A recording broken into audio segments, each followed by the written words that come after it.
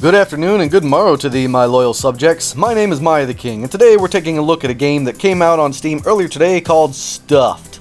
But before that, I would like to humbly and gratefully thank all of you out there for helping me to get to 1,000 subscribers. It really means a lot. It's a new avenue of amazingness for me and my channel. It's the next plateau. I could take it. It really means a lot, and I'm super grateful. I'm super excited, and I can't wait to keep giving you guys everything that you've been watching for so long. So, back to the game. This is well, it's a first-person shooter where you play as a bear. Yep, that's what we're looking at here today. A teddy bear, to be exact. An independent game that released in early access for $13. Developed and published by Waving Bear Studio. The game is described on Steam as the following. Stuffed is a procedurally generated first-person shooter that takes place in the dreams of a little girl. Play as a teddy bear and fight waves of nightmares as you defend your owner. Play solo or join your friends in up to 4-player online co-op. Translation? It's a Call of Duty zombie match style game where you play as a teddy bear. Now, there are a few differences to the Call of Duty zombie style of gameplay, like there are no real obstacles that you can set up, no real traps that you can set up either, and only one door that you have to worry about. Basically, in this game, you play as the teddy bear of a little girl. She has nightmares and is scared of the dark, but her daddy tells her that it'll be alright because she has Teddy to protect her. And then the badass music plays. Teddy puts on his shades, jumps out of the little girl's arms, does a flip in the air and a superhero land on the floor, then whips out twin confetti guns and gets to work blowing those hellish nightmares away. He must protect his girl. And yeah, that's it. So you play as Teddy in this first-person shoot-'em-up game. You get points based on killing the enemies, which are an adorable assortment of cutesy characters, but given things like evil eyes or sharp vampire teeth to make them seem slightly more evil. And as you get points, you can unlock doors and open new areas, purchase new guns and ammo for those guns, purchase other buffs to help you along, or a repair kit to repair the girl's door after it's been damaged. And there's also a level up system. Every time you level up, you go to this level up bench and you get to pick one of 3 options that should make you stronger and basically make the night easier for you in one way, shape, or another. It's a co-op game of up to 4 players, as I mentioned earlier, and you can play online with randos if you so choose. And yeah, it's an endless horde mode of zombies, or rather, evil toys, that you just need to shoot and deal with. Obviously, as the nights go on longer, the game's going to get harder and more chaotic. So, since this game is pretty much just that, I'm going to go and I'm not really going to do a good and a bad section like I normally do. I mean, in fact, this video is probably going to be a lot shorter than my others simply because I just don't have a lot more to say about this game, which really sucks because after getting 1,000 subscribers, I was hoping I could do something bigger and badder and better. And by badder, I meant badder as in like the good way of badder. Don't read that into the other way. Anyway, I like the sound effects, and I like the music. I mean, the music is just jumping and really gets you in the mood to do some killing. The toys make the right sound effects, and so do the guns, which reminds me, the guns actually feel pretty good. They feel right, you know, like you know when you play in Call of Duty and you're playing with an assault rifle the whole time, but then suddenly you get that heavy machine gun and it just feels completely different, but it feels right. It's like that here.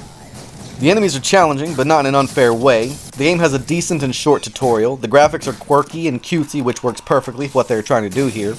The game never froze and never crashed on me. Also, the variety of guns and in the different ways that they are used to play here are also very fun and refreshing and didn't at all feel bad to me in any way that I can think of. And some of those guns you can kind of tell right away what they are, what they're supposed to be, and others you have no flippin' idea. I didn't get a chance to play online. I don't know if it's the servers or if it was the game or if I was just unlucky, but it wasn't working for me. But that's okay, I played it alone and I still had some fun, but I'm sure this game is going to be a lot more fun if you're playing with friends or family. And the pricing on this game, I feel, is pretty spot on as well. For only $13 of this early access game that's just a zombie horde mode from Call of Duty, I feel like these developers actually knew what their game was and how they wanted to price it to be fair. It's cheap, it's challenging, it's fun, and it's quirky, and honestly, I can't name a whole lot wrong with it. Not that there's nothing wrong with it, but the things that I have aren't really that big of a deal. Like, I died more to my own incompetence than I did to my enemies. I blew myself up twice, and those are the 2 times I died when I was playing. So, that's really annoying, and dumb. Blowing up my friends on accident, sure. Blowing myself up every single time, I mean, can't I have just a little bit of forgiveness here, game developers? Especially when I have no idea what these different types of guns are until I'm using them? Like, how the hell was I supposed to know that the cola launcher was basically a rocket launcher? Because the names are similar? Well, screw that! I was busy being surrounded by vampire rubber duckies, I ain't got time for that. And the ammo count also seems a bit low. I found myself running out of ammo too fast, and the game not allowing me to stock up on more than a limited amount, which was also a bit too low. I mean, maybe just up that a little bit, developers. But those 2 things, that's all I really got, and they're not that big of a deal. And let's not forget, it is an early access game. I'd also like just a wee bit of story here, game devs. Just about that girl and her daddy and her teddy, like, give us something. You know, an in-game happy ending cutscene maybe, because as of right now, the only thing I was able to see is a horrifying ending cutscene that looks like the little girl is about to be dragged off to hell. So, that's all I got. Besides what I've said and what you've been seeing here in this video, that's about it. There's not a whole lot else to this game. What you see is what you get. I mean, for real here. Just this. Now, if you're looking for a great game to play with family or friends during the holiday, then yeah, this is a great option. It's cheap, it's stable, it's fun and engaging, it'll last for hours. I think that'd be a good bet. So, if you're bored or just looking for a game to play with someone, then this game is a pretty good one to spend your time and money on.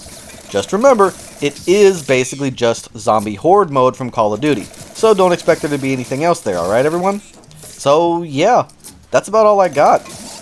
This game didn't really have a whole lot, but I still really wanted to take a look at it because it really looked like it'd be a lot of fun. But yeah, it's just zombie horde mode basically, except in the minds of, you know, in the world of toys and scary nightmare type stuff. Don't get me wrong, it has some scary stuff, and sometimes when you're not paying attention, those little scary bastards can really sneak up on you.